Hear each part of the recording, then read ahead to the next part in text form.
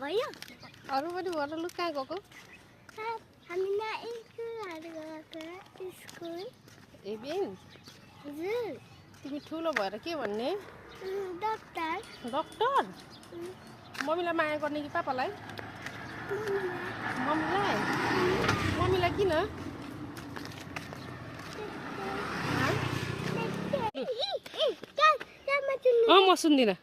म सुन्दिनँ मैले सुनिसकेँ हौ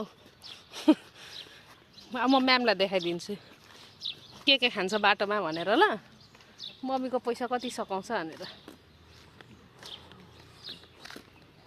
के खाएको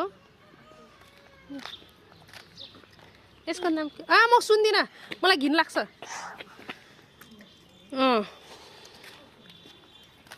एबिन